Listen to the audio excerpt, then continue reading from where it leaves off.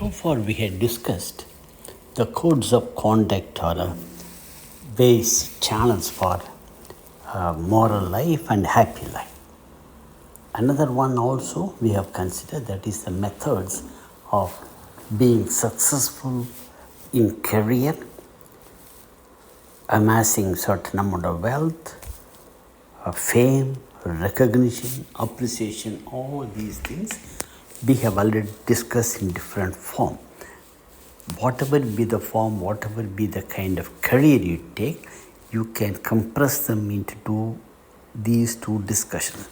The first one, happiness is mostly personal, assuming that you take care of your health and your surrounding. Career success, wealth earning, and fame, appreciation, all depends on your efforts in career and your careful planning execution, which also we have discussed in different form. In the first one, it is mostly you. In the second one, it is partly you, partly by the society and partly by luck. That also we have touched upon. There is only one more dimension, which is an emotional dimension. In the emotional dimension, we will discuss about the emotional dimension now. We all have some disappointments, happiness, achievements, pleasure, everything. We will divide the two. You can say pleasures is something external. For example, eating good food or fruits or sweet is a pleasure for the tongue. Sex is a pleasure for the body. And if somebody appreciates me or extols me that I am a very great man, a very great player, I am a first-rate thinker or first-rate orator, I feel appreciated, recognized. That gives me certain level of satisfaction, happiness for my ego. Only those three things are there. You have only three parts of your body. First part of the body is stomach, another one is below, and another one is up. That's all we have considered. Apart from this one, there is only one more important thing, which is the emotion which represents love, charity, kindness, all this in different fashion. Also, the opposite of this one is depression, anxiety, anger, remorse. These last three are negative aspects. The first three are positive aspects of the emotional dimension of the human beings. How do we deal with them? How do we deal with them in scientific humanism? Let us take the first one. The first one, all you need to do is make a very regular, healthy habit. Talk to your friends, talk to the doctors, talk to your parents, talk to your teachers, how to have a very healthy, very dignified, very decent lifestyle. Read so many books, hundreds and thousands of books are available exclusively for shaping your lifestyle, habits for healthy, happy, active life. Choose any one of them, follow them. They all mean to the more or less the same. Second one is, when you have certain problem, personal problem, you may end up with remorse. You may end up with depression. You may end up with lose yourself in life. All this happen. In all these kind of circumstances, going to the temple have helped a lot of people, because in those days, when there is a rude and crude person who keeps on hurting you, to whom you are not able to retaliate, the only help you can do, only thing that you can do is go to the temple or a mosque or a church, pray that he gets the punishment or he gets a unexpected accident so that he doesn't come and bother you or harm you or does not take your property or does not kick you in the face. That's all part of way of life. Now, when this happens in a condition where you have vanished away from, you have come out of the circle influence of God, what shall we do? Again, we have to do more or less the same thing. When something happens like this in the modern days, we always, if there is a villain, if there is a rude person, if there is some senior person who harm you, first thing what we do, we always go to the police or elders in the family or some seniors in my society or in my caste or clan, report to them that I am being harassed, ill-treated, tortured by this man or this woman. Then they would bring both parties together, advise them, chide them, maybe give some mild punishment here and there, so that the errant husband or a wife corrects himself or herself in due course. Same way, the children, if they behave very badly, we take to them to some advisor, psychologist perhaps, child psychologist. They could always give proper advice to the children and mend their ways. Remember, children below in the adolescent period are the ones who are malleable and ductile. That is why we must try to give as much best education, high quality education, emotional support to make them blossom into good citizen. That's the most important. Everybody has a desire, ambition, achievement, everything. This is perfectly all right, provided that does not infringe upon others' desire, others' ambition, others' ways for success. That's all you need to do, which already we have discussed about this one. The point which I need to mention here is the so-called confession and praying. This is something really subtle for some people who are emotionally weak, who could not face the society, face the family, who could not do anything beyond seeking the ultimate power directly or through some priest. This has happened and this is happening. I would say in Islam, mostly people directly appeal to Allah. In Christianity, they go to church or confess to some priest.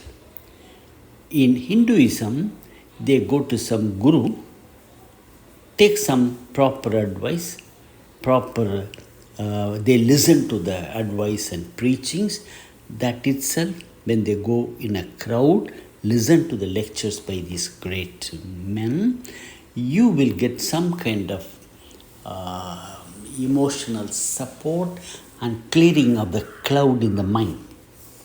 I repeat, the clearing the cloud in the mind that comes when you join a crowd, sing a song or discuss with them, expose your problem to them. All these are good therapy done by good men to the few people who suffer. Remember, all these are done in the name of God, in the name of some guru, but remember, all of them are done by men, for men, done by women, for some women. That's all. They invoke the name so that the listener listen and be in receptive mode to receive the best advice. I repeat, they always bring in the superpower of some guru or some great man in the name of God or in the name of a particular jnani who has got some revelation, who has got some special powers, the healing touch, everything. All these are brought in artificially to impose, to keep your mind open, to have your heart receptive to the proper advice. That has worked a lot. That is even now working a lot. But remember, all these are good. Don't get cheated. That's the only thing I can say. Go to any lecture by any man. Take the best out of him. Don't become foolish to the magics done by him and the strange cranky acts done by him. Any kind of superpower that he claims to have at time. None of them has any superpower because there is no superpower. In case there are some strict non-believers who strongly accept that God is not coming there for any help for any human beings like me, I have another interesting simple solutions for this strict vegetarian or strict halal eaters. Halal eaters, I put in apostrophes. We must have another way. I just give a very interesting solution. All that you need to do when you have emotional distress, an emotional miasma, emotional tangle, just go to some park, a lonely place, go to any temple, sit down somewhere where there is nobody's bothering you, sit down, take a notebook and a pen. Then start writing down all that comes to mind. Don't stop, keep writing down. It may be very lofty and may be very crude, may be very vulgar, whatever it is come, write down. You can use very bad words or very good words, just keep writing. Drain you off in the paper. Then close it. Go for a lonely walk. Go for a lonely walk for half an hour. And then when you come back, try to sit down and see what is the one which is bothering you, which has been bothering you. Just try to understand. Assume that what is written there in the paper is somebody, not you.